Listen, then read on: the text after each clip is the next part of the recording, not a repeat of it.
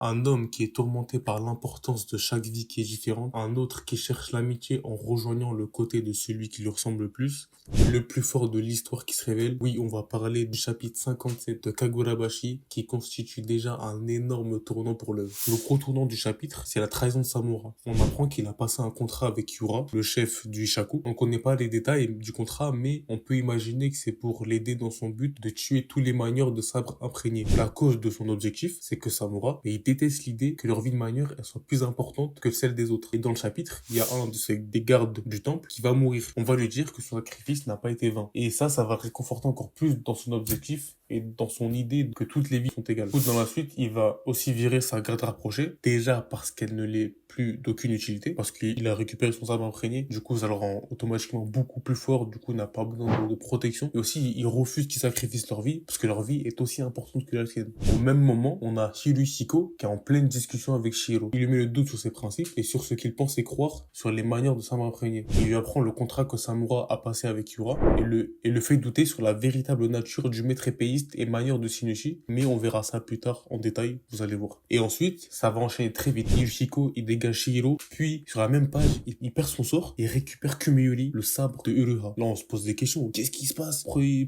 a le sabre de Uruha? Du coup, maintenant, la question qui se pose, c'est qu'est-ce qui est arrivé à Uruha? Pour l'instant, on n'a que deux théories. Soit Samura a tué Uruha grâce à Tobiyume, ce qui est faisable rapidement vu la différence que fait un sabre imprégné entre deux personnes. Ou alors, et pour moi c'est la meilleure théorie, Yura, donc le Ishaku, avait un moyen de corrompre le contrat qu'il y a entre le manieur et le sabre imprégné. Et ça permettrait de contrer l'énorme atout qui a accueilli. Et du coup, en parlant de ce dernier, ben, je doute vraiment que Samura ne tente pas de le terminer, surtout qu'il est vraiment extrêmement mal en point. Et il peut actuellement vraiment pas se défendre. Du coup, ça serait vraiment un énorme atout si ben, il tuait Akuri dès maintenant. Maintenant, parlons du personnage qu'un auteur a le plus hype de l'histoire. Takeru nous vend Kensei, aka le maître épéiste et manieur de Shinoji, à travers Hirushiko et les doutes de Shiro, comme les plus forts, lui et son sabre.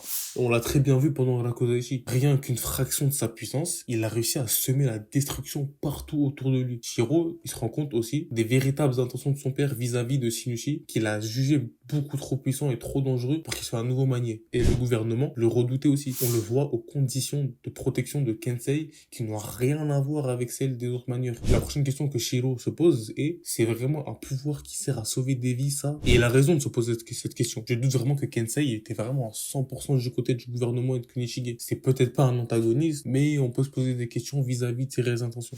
Du coup, voilà, c'était tout pour moi. Je vous invite vraiment à vous abonner parce qu'ici, on va beaucoup parler de Kagurabashi parce que pour moi, c'est l'une des prochains gros titres du Shonen Jump ça va vraiment marquer l'histoire du manga. Je vous invite vraiment à aller lire ce manga. Voilà, c'est bon, c'est pas un partenariat, vous vous en doutez, bien sûr, voilà. Mais si j'ai déjà abonné, je crois même pas. Du coup, c'est vraiment la passion qui me fait parler. Cette œuvre, elle est incroyable. Avec seulement 57 chapitres, ça nous fait vivre quelque chose, en fait. On nous raconte tellement de choses en seulement 57 chapitres. Vous vous rendez pas compte. Du coup, voilà, allez lire ce manga. C'était tout pour moi. Tchuss.